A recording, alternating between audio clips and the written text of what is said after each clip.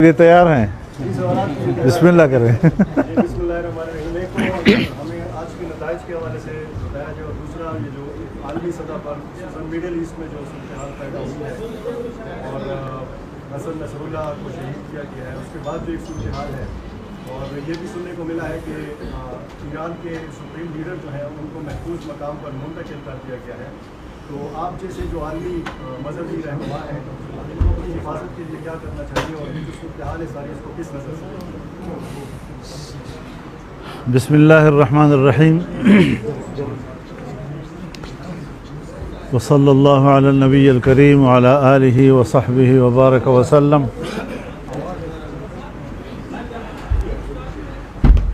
जमीयत उलमाए इस्लाम पाकिस्तान हर 5 साल के बाद पूरे मुल्क में अवामी सतह पर रुकन साजी करती है और रुकन साजी के लिए बाकायदा हम 4-5 महीने देते हैं। इस दफ़ा तो हमने बहुत कम वक्त दिया, कोई 2.5 महीने हमने दिए। हमारे जो चीफ़ इलेक्शन कमिश्नर हैं मौलाना अताउल हक दरवेश साहब जी, उसके बाद फिर तंजीम साजी शुरू हुई और आज उस तंजीम साजी का आखिरी मरहला था। मरकज़ी सतह के इंतखाबात हुए, यहाँ पर भी जो फ़ैसले हुए वो बिला मुकाबला हुए और अमीर और जनरल सेक्रेटरी जो है उनका इंतखाब बिला मुकाबला हो गया जी। तो नई ज़िम्मेदारियों के साथ हम पहली मरतबा पेशावर के सहाफ़ी साथियों के साथ बाहम गुफ्तगू हैं। जहाँ तक आपके सवाल का ताल्लुक़ है, अरब ममालिक को इस बात पर गौर करना होगा कि इसराइल अरब दुनिया और पूरे खलीज तक अपनी जंग को वसअत देना चाहता है। अब मसला सिर्फ फ़लस्तीनियों का नहीं रहा। इस वक्त अगर अरब दुनिया खामोश रहती है और वो अमली तौर पर एक मुश्तरका दिफाई निज़ाम नहीं बनाती तो ये आग पूरे अरब दुनिया को लपेट में ले सकती है। इसलिए सबको होशियार रहना चाहिए, अलर्ट हो जाना चाहिए, बाहमी राबतों की तरफ हमें जाना चाहिए। और इस हवाले से अक़वाम मुत्तहिदा में जो प्राइम मिनिस्टर ने तकरीर की है, मेरे ख़्याल में पहली मरतबा पाकिस्तान ने कुछ इस हवाले से अपनी ज़िंदगी का सबूत दिया है कि हम भी ज़िंदा हैं और बात कर सकते हैं। तो अच्छा है कि हम इस्लामी दुनिया में उस हवाले से मैं सोचता हूँ कि इसकी क़ियादत जो है पाकिस्तान, सऊदी अरब, मलेशिया, इंडोनेशिया और मिस्र, ये 5 ममालिक जो हैं इस वक्त इस पोजीशन में हैं कि अगर इनका ग्रुप बन जाए और इस्लामी दुनिया को वो इकट्ठा करें तो हम एक कमांड के तहत जो इस्लामी दुनिया का और अरब दुनिया का दिफा कर सकते हैं। इसके लिए सबको मुनज़्ज़म होना होगा। हसन नसरुल्लाह जो है ये एक दूसरी बड़ी कुर्बानी है इस्माइल हनिया के बाद और एक बहुत बड़ा एक टारगेट है जो इसराइल ने अचीव किया है और जिससे यकीनन आसाबी तौर पर उनके हौसले बुलंद हो सकते हैं। तो हमें अपने हौसले हारने नहीं चाहिए, अल्लाह पर हमें तवक्कुल करना है। जिहाद जारी रहेगा और मस्जिद अक़सा की आज़ादी तक इंशाअल्लाह अज़ीज़ ये जिहाद जारी रहेगा। मौलाना साहब, ये जो आईनी तरमीम का इशू चल पड़ा है तकरीबन 1 महीने को है और अभी तक मसला हल भी नहीं हुआ। हुकूमत भी आपसे आते रहे, अपोजिशन की जो बड़ी जमात है तहरीक इंसाफ वो भी आपके साथ आते हैं और दोनों का दावा है कि मौलाना साहब हमारे साथ हैं। तो आप ज़रा स्वागत करते हैं किसके साथ? ये आपकी सहाफ़ती दुनिया की कमज़ोरी है। आप यरगमाल हो जाते हैं हमेशा सियासत में 2 पार्टियों के बीच में। थोड़ा आप ज़रा इन दो पार्टियों और 2 तरफ के यरगमाल से बाहर निकलें और ज़रा सोचें कि पाकिस्तान में कोई और भी है। तो जमीयत उलमा ने वाज़ेह कर दिया है कि तुम 1000 धांधली करके हमारे मैंडेट को चुराओ, लेकिन पब्लिक में हम हैं। और थोड़ी अदद के साथ हमने बता दिया है कि जमीयत को हल्का मत लिया करो और आइंदा भी हमारे आसाब मजबूत हैं। अगर धांधली की गई तो हम फिर मैदान में होंगे। और हमारा कारकुन इस हवाले से ज़िंदा है और ज़िंदगी का सबूत दिया है उन्होंने। शायद एस्टेब्लिशमेंट का ये ख्याल था या उनके एक जर्नल का ये ख्याल था, जो हमें मालूम है वो कौन था जिसने हमारे सूबे में हुल्लड़बाजी की है, तो बलूचिस्तान में हुल्लड़बाजी की है। तो उनको मालूम होना चाहिए कि 2018 में जिस तरह हमारे हौसले बुलंद थे, 2024 में भी हमारे हौसले कम नहीं हुए और हमने चारों सूबों में मिलियन मार्च करके बता दिया है कि कारकुन हमारा ज़िंदा है और वो अपने साथ नाइंसाफ़ी को किसी कीमत में बर्दाश्त करने को तैयार नहीं है। अब रही बात पार्लियामान की, तो ये पार्लियामान तो इतनी बड़ी तरमीम का हकदार नहीं है। इस पार्लियामान का वो मैंडेट नहीं है कि वो इतना बड़ा काम कर सके। हम समझते हैं कि इलेक्शन हो, हकीकी मानों में आवाम के सही नुमाइंदे मैदान में आए, पार्लियामेंट पर आवाम का एतमाद होना चाहिए। इस जाली किस्म के पार्लियामेंट से इतनी बड़ी आइनी तरमीम कराना ये बज़ात ख़ुद एक नाइंसाफ़ी है। ताहम हमने एक बात की है कि हम अगर पार्लिमानी किरदार भी जारी रखेंगे तो हमने ज़रूर पार्लियामेंट में कुछ तजावीज़ दी हैं और हमने उनसे ये कहा कि आप ये क्या शख्सियात के बीच में फंस गए हैं। हमें ये जज कबूल है और हमें ये जज कबूल नहीं है और जजों को इसलिए मुद्दत मुलाजमत में इजाफ़ा देना चाहिए और इसलिए हमारे उनकी तादाद में इजाफ़ा करना चाहिए। ये तो फिर सियासी मकासद के लिए आप इतनी बड़ी तरमीम की तरफ जा रहे हैं। कोई सियासी मकासद किसी पार्टी के नहीं होने चाहिए। आप अदलिया में इस्लाहात लाएँ और आप एक कॉन्स्टिट्यूशनल कोर्ट की तरफ जाएं जो हमारे COD का हिस्सा है। यानी ये 2006 का एक अहद पैमान है जिस पर हम कायम हैं जी।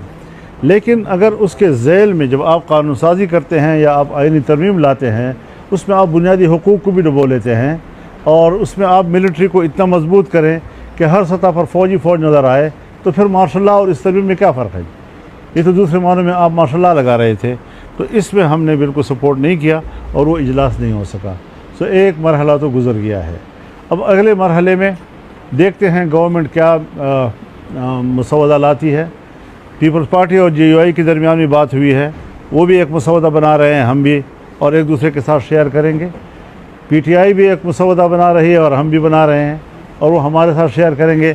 इस तरीके से हम चाहेंगे कि एक इत्तिफाक राय के साथ एक तरमीम लाई जाए ताकि ये मुल्क के अंदर किसी सियासी हंगामे का ज़रिया न बने बल्कि वाकई इस्लाहात का ज़रिया बने।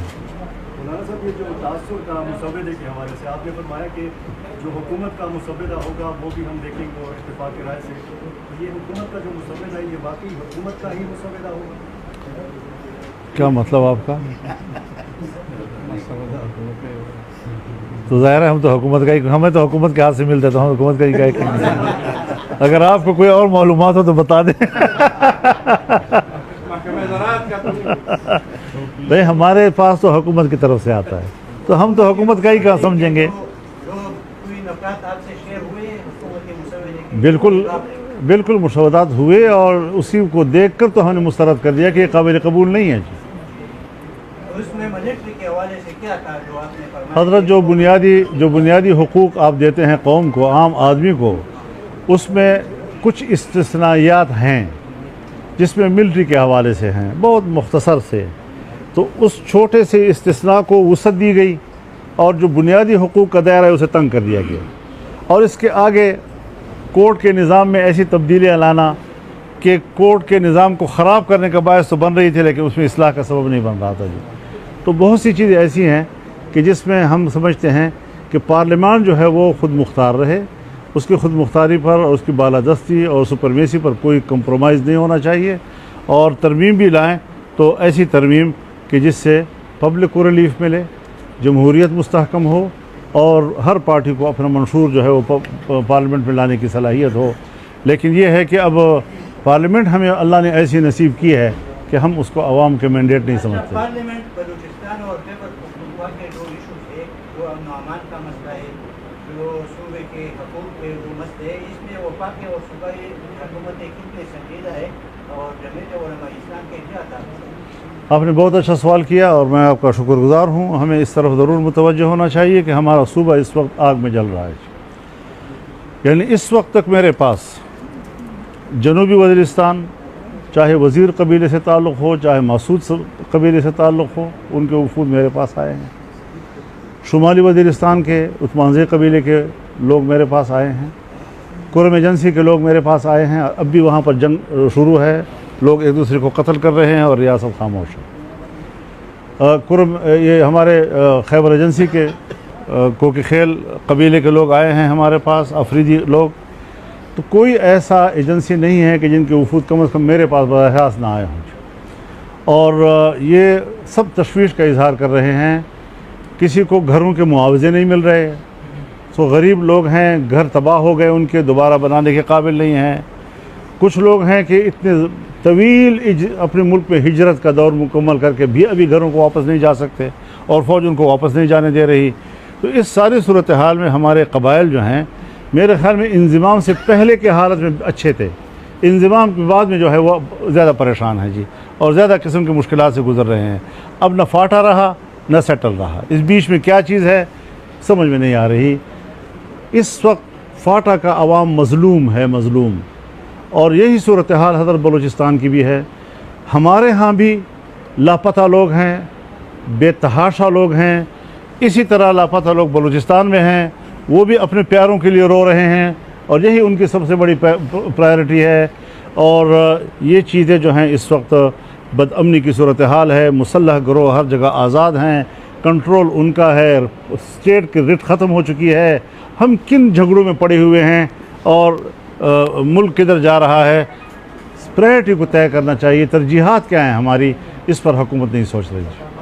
आज पेशावर में एक सेमिनार हुआ है फाटा मर्जर के हवाले से और कबाइल के मसाइल के हवाले से, और सारे वो लोग थे जिन्होंने फाटा मर्जर का फैसला किया।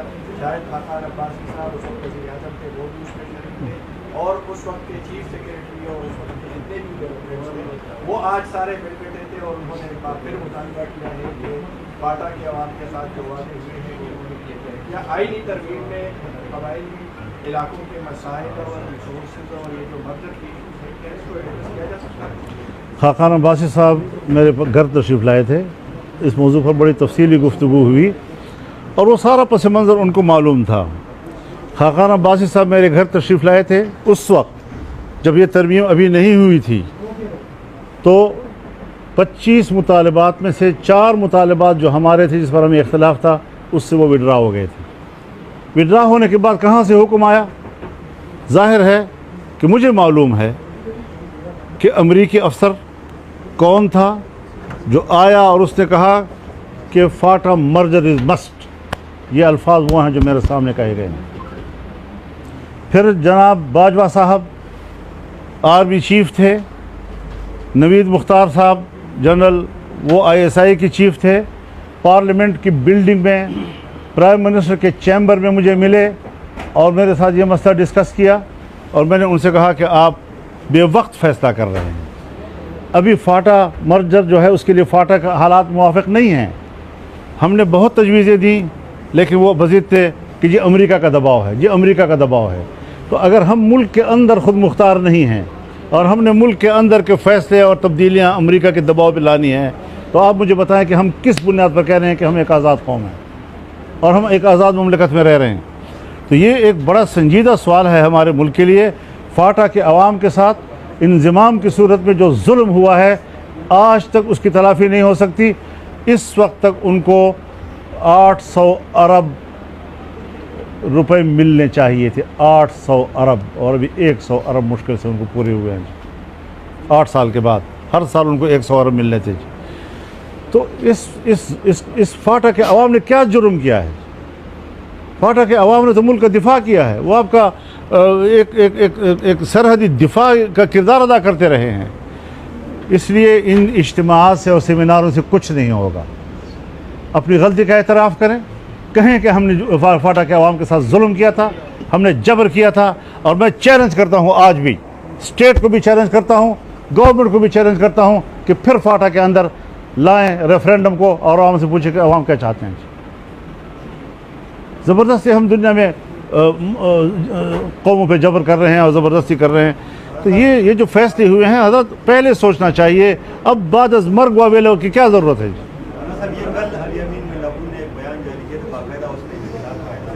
कहा है कि जितने भी इदारे हैं वो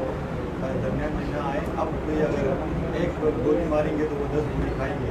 आज से हम इनकलाब शुरू करेंगे। बाकायदा इनकलाब का ऐलान किया कि मैं इनकलाब का आप एक सीनियर वैसे एक सीनियर सियासतदान, आप किस ऐलान को किस नज़र से देखें? मेरे ख्याल में मैं तो हजरत मैं तो इस बयान को इस काबिल भी नहीं समझता कि इसका जवाब दूं।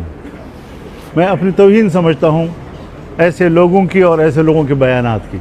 मेरे नज़दीक ऐसे बयान की कोई हैसियत नहीं है। ये ऐसी एक बड़बोला है, तो इसकी क्या ज़रूरत है ऐसे बयान कर देने की कि आप स्टेट के अंदर, सूबों के अंदर जंग की कैफियत पैदा करना चाहते हैं। जलसे हैं तो जलसों के अपने ज़िम्मेदारान मौजूद हैं, सूबों की पार्टियां मौजूद हैं, सूबे की पार्टी रद्द-ए-अमल दे सकती है। जिस सूबे में होता है, आप अगर ताकत का मुजाहरा करना चाहते हैं तो अपने सूबे में करें, लेकिन अगर दूसरे सूबे में आप करते हैं और गवर्नमेंट आपको इजाज़त नहीं दे रही है तो फिर इस पर सूबा को और गवर्नमेंट को क्यों तसादुम का हिस्सा बनना चाहिए? पार्टी है ना, पार्टी को अपना हक हासिल है कि वो जलसे में भी जाए, वो एहतजाज भी करे। यानी मैं ज़ाती तौर पर जलसे को रोकना इसको गैर जमहूरी अमल समझता हूँ। हुकूमत को तंग नज़री नहीं दिखानी चाहिए। जलसे की इजाज़त PTI को मिलनी चाहिए, जो नहीं दी गई इसको मैं ज़्यादती समझता हूँ, जमहूरी अमल के ख़िलाफ़ समझता हूँ। लेकिन सूबे के एक वज़ीर आला की तरफ से इस तरह का बयान जो है वो भी मुल्क के लिए बेहतर नहीं है। ये बचपना है, ये नातजुर्बाकारी है और इस किस्म की मखलूक से हमारा वास्ता है। तो हमारे सूबे में हमारा वोट और हमारा मैंडेट चोरी किया गया है और इनको दिया गया है, इस बात का नोटिस क्यों नहीं ले रहे वो लोग? मौलाना साहब, इस वक्त जो दो सूबों में एक जंगी सूरत नजर आई, एक वज़ीर आला जाता है दूसरे सूबे में, वहाँ से रोका जाता है, शेलिंग होती है, तो दो सूबों को लड़ाई की तरफ धकेलने का एक अमल है, उसको आप किस तरह देखते हैं और मशवरा देंगे, तनकीद करेंगे, क्या करेंगे? भाई सियासी कारकुन हैं, जहाँ से जाएं जा सकते हैं, अपने जलसे में शिरकत के लिए जा सकते हैं, हमें उसके ऊपर कोई एतराज़ नहीं है। उसको रोकना, मैंने उसके आपको सामने मजम्मत किया कि ऐसा मुनासिब नहीं है, ये गैर जमहूरी रवैये हैं। लेकिन सूबे को सूबे से लड़ाना, इस किस्म की गुफ्तगू करना, इस मनसब पर फायज़ होकर, मेरे ख्याल में ये उसके शायर निशान नहीं है। पार्टी चेयरमैन मौजूद है, पार्टी लीडर्स मौजूद हैं, सियासी जो जिसके पास कोई सरकारी मनसब नहीं है वो बात कर सकते हैं। जब वो बात कर सकते हैं तो सियासी मनसब पर फायज़ ऐसी बात करने की क्या ज़रूरत है? सियासी इख्तलाफात हो सकते हैं, आप इख्तलाफ राय करें मरकज़ के साथ, उसमें कोई शक नहीं है, लेकिन ये लब लहजा ये सिवाय बचपने के और कोई चीज़ नहीं। इस चीज़ से इख्तलाफ करते हैं कि पार्लियामेंट अवामी नहीं है और आप कभी हुकूमत से कुछ इख्तलाफात हैं, तो क्या आप अपने पार्टी के जरिए या अपने तौर पर कुछ इख्तलाफात या कुछ एहतजाज करने की तरफ जा रहे हैं? मैं तो जा रहा हूँ, तो पूरे मुल्क पे जलसे का हमारे से बड़े जलसे किसने किए हैं? हमारे से बड़े मुजाहरे किसने किए हैं? बलूचिस्तान का जलसा था या कराची का जलसा था, पेशावर का जलसा था, मुजफ्फरगढ़ का जलसा था, और अब हम मीनार पाकिस्तान को आपने देखा कि पूरे लाहौर की तारीख़ में इतना बड़ा इज्तिमा नहीं हुआ, पूरे लाहौर की तारीख़ में इससे बड़ा इज्तिमा नहीं हुआ आज तक। तो जितने अवामी सतह पर हम बात कर रहे हैं, आईन और कानून के दायरे में रहते हुए कर रहे हैं, यही पैरवी अगर दूसरे लोग भी करें इसी अंदाज के साथ। लेकिन अगर आप स्टेट को धमकियाँ देंगे और फिर उसके बाद जलसे का ऐलान करेंगे, तो मैं जमहूरी अमल के हक़ में हूँ, और जमहूरी अमल को रोकना अगर कोई भी हुकूमत करे, पंजाब की हुकूमत करे, सिंध की हुकूमत करे, मैं उसके ख़िलाफ़ बात करूँगा। लेकिन इस किस्म के बयानात को सपोर्ट नहीं कर सकता जो दो सूबों को आपस में लड़ाए या एक सूबे को स्टेट के साथ लड़ाए। मौलाना साहब, ये कानून साजी के हवाले से आप अगर उसको सपोर्ट करेंगे, वो भी जिस पर आप एग्री हो, उसके बाद कहा जा रहा है कि आप हुकूमत का हिस्सा बनेंगे। मैंने असम्बली में बात की है, इससे ज़्यादा ज़िम्मेदार फोरम तो और नहीं हो सकता ना, कि हम अपोजिशन में हैं और अपोजिशन में रहेंगे, उसके बाद फिर इस बात का क्या बखाना चाहिए?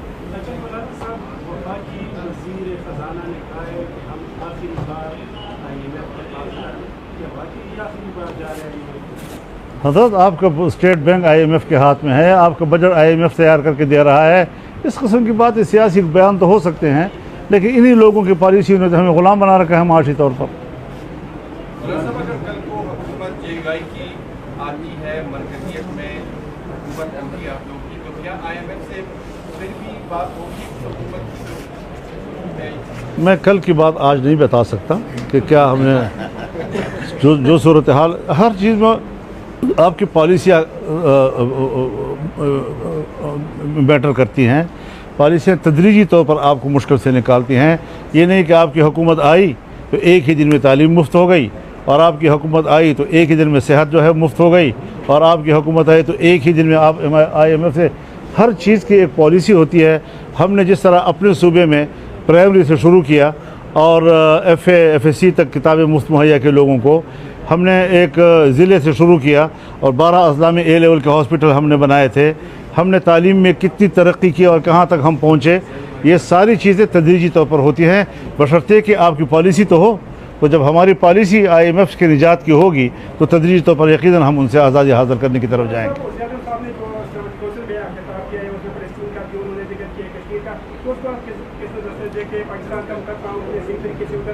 मेरे ख्याल में वो गुफ्तगू मुनासिब थी, वो मुनासिब गुफ्तगू थी।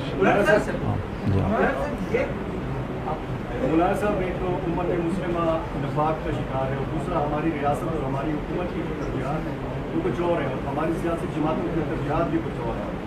ये जो हमारा सूबा पाटा मर्जर के बाद बिल्कुल बराह रास्त लगे अफगानिस्तान के साथ, आप अफगानिस्तान गए, अपने वक्त के साथ गए, मौजूदा दिनों में कोई ऐसी तजवीज़ है कि सियासी जमातें उसमें किरदार अदा करें या आप जैसी शख्सियात उसमें किरदार अदा करें, कम अज़ कम अफगानिस्तान और पाकिस्तान के मामला दुरुस्त सिमत में चलना शुरू करें? फिदा भाई, मैं इलेक्शन से पहले जा चुका हूँ, मैंने 1 हफ़्ता वहाँ गुजारा है। मैंने तमाम शोबों में दोनों मुल्कों के दरमियान ताउन के रास्ते निकाले हैं। मैंने मुसल्लह गिरोहों का हल भी निकाला है, इनको रिपोर्ट किया है, इन्होंने अप्रिशिएट किया है, लेकिन उसके बाद अगर वो नहीं उसको आगे बढ़ा सके तो मैं क्या कर सकता हूँ। फिर हमारे साथ जो हुआ, जिन्होंने स्टेट के लिए इतना कुछ किया, उनके साथ जो हुआ इस सूबे में और बलूचिस्तान में किस कीमत पर हुआ, क्यों ऐसा हुआ। तो ये सारी चीज़ें अपनी जगह पर हैं। हम इतनी भी कमज़ोर अपने आप को नहीं समझते कि आप हमें असम्बली से बाहर रखेंगे। हम इन असम्बलियों को फिर अहमियत ही नहीं देंगे, हम मुकम्मल सड़कों पे आ जाएंगे और मुकम्मल सड़कों पे आकर फिर शायद हम उनके लिए ज़्यादा ख़तरनाक साबित होंगे। हम इतनी भी कमज़ोर नहीं हैं कि हम सरेंडर हो रहे हैं, हम सरेंडर नहीं हैं, हम बाकायदा मैदान में हैं, लड़ रहे हैं, लेकिन हमारा अंदाज़ बिल्कुल आइन और कानून के दायरे के अंदर जमहूरी अंदाज़ है, सियासी अंदाज़ है। हम ऐसे माहौल पैदा नहीं करना चाहते।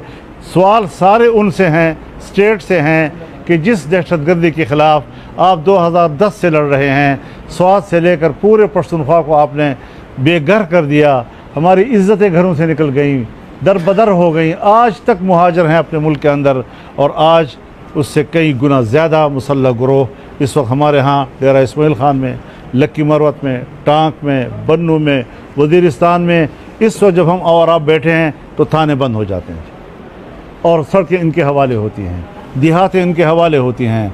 अब इस हवाले से अब आप मुझे बताएं कि हम कैसी ज़िंदगी गुजार रहे हैं वहाँ पर और कैसे हमारे हालात गुजर रहे हैं, इनको तो हम ही जानते हैं ना, जो लोग भुगत रहे हैं। लाहौर में बैठा हुआ आदमी तो शायद इनका एहसास ना कर सके, वो तो अभी वहाँ अल्लाह ताला उनको महफूज रखे, लेकिन हमारे यहाँ जो हालात हैं उनको शायद वो इदराक नहीं कर पा रहे। हुकूमत ने कहा है कि जी फेडरल गवर्नमेंट हमें इजाज़त नहीं दे रही अफगानिस्तान के साथ मुज़ाकरात करने के लिए, इसलिए हम खुद जो है वो पहल करेंगे। सर ये बताएं कि जो बयानात आ रहे हैं वज़ीर आला की जानिब से, तो अमीर मकाम ने भी ये कहा है कि ऐसे हालात पैदा किए जा रहे हैं कि सूबे में गवर्नर राज लगा दिया जाए, इसकी हमायत करेंगे आप लोग? अभी तो हम गवर्नर राज की तरफ नहीं जाना चाहते और अगर अमीर मकाम जाना चाहते हैं तो फिर फेडरल गवर्नमेंट उनकी है, वो क्या फ़ैसला करते हैं क्या नहीं करते। लेकिन ये ज़रूर कहना चाहते हैं कि न मरकज़ में आवाम की हुकूमत है न सूबे में आवाम की हुकूमत है। मैंडेट दोनों जो है ना वो जाली किस्म के हैं। मेहरबानी।